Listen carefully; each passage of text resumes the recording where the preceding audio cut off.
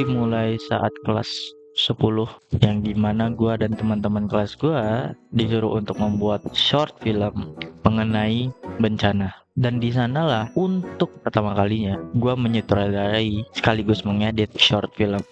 Dan di sanalah juga Graphics One Production mulai menciptakan beberapa project short film. Setelah pembuatan dan perilisan orang biasa, Graphics One Production sempat off beberapa bulan. Kami semua sibuk, tidak sempat memproduksi hal-hal baru yang bahkan kita ingin buat, tapi semua gagal. Seperti beberapa skrip yang udah gue buat, tapi sayangnya sampai sekarang masih belum digarap. Dan pada akhirnya di tahun 2026 gue berpikir sebelum perpisahan, setidaknya Graphics One Production mempunyai project akhirnya. Di sanalah gue mulai berpikir genre apa yang harus gue buat untuk project ini. Dan satu genre pun terlintas di kepala gue, science fiction. Sebuah genre fiksi yang biasanya ngebahas tentang sains, teknologi, dan masa depan. Terdengar sangat ambisius memang, mengingat kita hanyalah siswa SMK yang tidak memiliki budget sama sekali untuk memproduksi film dengan genre yang terlalu ambisius itu. Terlepas dari semua hal itu, gua tetap membuat short film ini. Gua mulai membuat sinopsis, gua mulai membuat mood board, gua mulai membuat bagaimana dunia di film ini bekerja. Dan semua konsep sudah gue buat, dan gue pun berpikir gue harus ngebuat short film ini dengan budget 0 rupiah. Skrip sudah jadi, semua alat juga sudah kita siap, yang dimana semua alat ini banyak yang gue pinjam, which is sesuai dengan plan sebelumnya. Kita akan membuat film ini 0 rupiah. Kamera ada, tripod ada, mic ada, diffuser juga ada. Jadi ayo kita syuting. I'm not gonna lie, daughter had fun, Yagi, her brain fried. My lady Papa Zenny, other lady popping Molly, why she waiting? Hari pertama syuting kami ngumpul dulu di rumah teman kami, Excel, karena rumahnya merupakan titik lokasi yang dimana benar-benar dekat dengan lokasi syuting kami. Nggak usah dibaca yang punya awak.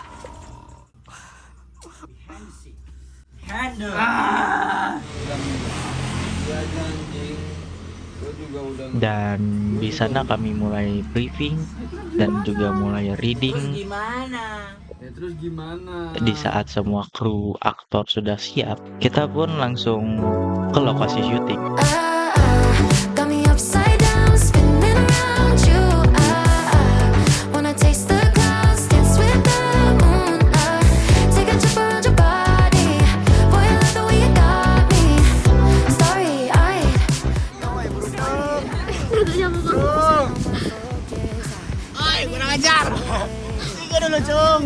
Setibanya di lokasi set syuting, semua berjalan lancar. Kami syuting sesuai dengan skrip dan juga sesuai dengan storyboard yang kami buat.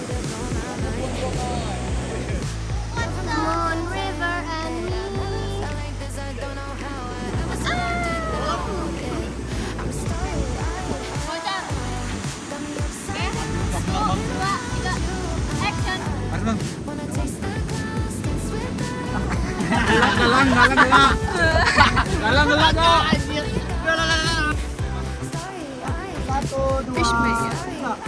Tapi masalahnya, hujan pun tiba.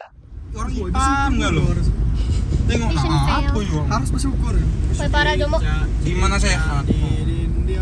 Nggak ada pilihan lain kecuali kami menunda syuting dan mengulang semua shot dari awal dikarenakan pergantian aktor. Cari sumber kehidupan dan gua nggak perlu lihat muka lu pada lagi. Dan gua nggak perlu lihat muka lu bebas. Pak. Ada rencana berapa, Bang? Sebab anjing. Kat. Oke. Bang. Wih, cing. Tangan kamu nampak dikit. Mana? Kono. Oh, tidak. Oh. Syuting, guys. Apa? Oh? Apa? Jadi gimana ini Pak prosesnya ini Pak?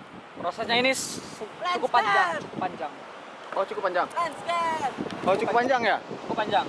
Cukup panjang? Aktor kita ini ada yang kayak pantai ya. Nah, Yang mana Pak?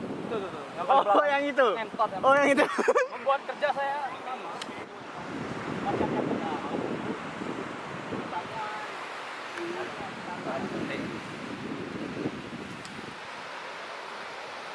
Ya cek dap.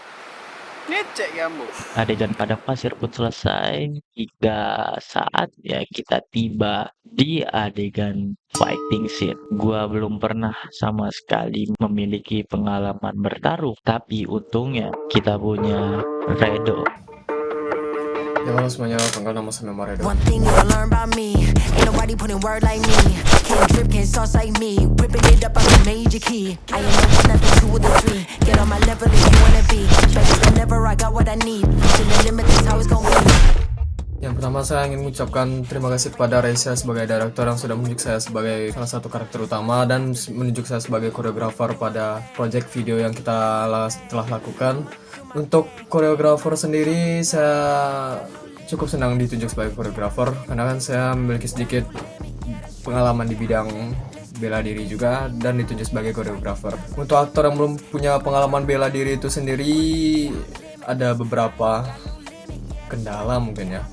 Yang pertama mereka tidak terlalu atletis, jadi kita kurang susah untuk memberikan suatu gerakan kepada mereka. Bagaimana mereka harus bergerak, bagaimana mereka harus memukul kita dan kita harus menghindar, itu cukup susah untuk diaplikasikan kepada orang yang tidak berpengalaman dalam bela diri itu sendiri.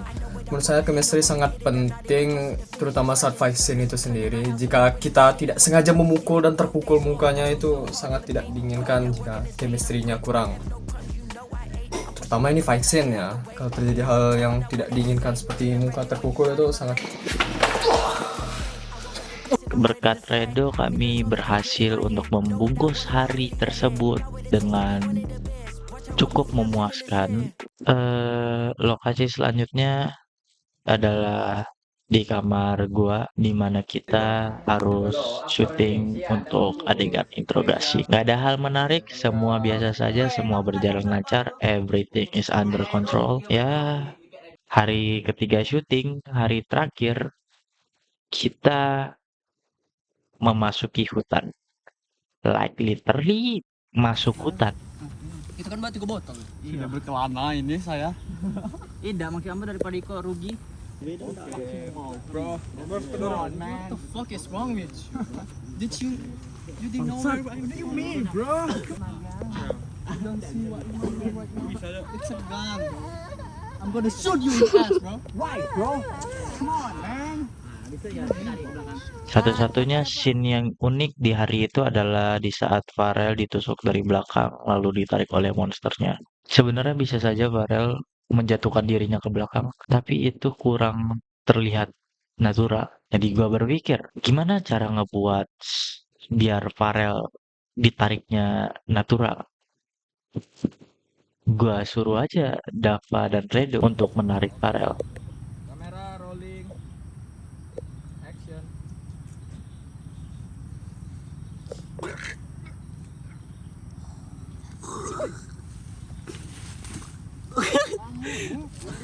Itu klipo. Jangan malu. Say hi, say hi. Hai. Do, Hai. kabar do? Production pun selesai di hari ketiga. Kami pun memukul hari ketiga dengan memuaskan juga tentunya, walaupun agak capek. 3 hari berturut-turut kami harus syuting. Very amazing, good job untuk semua, dan saatnya masuk ke post production.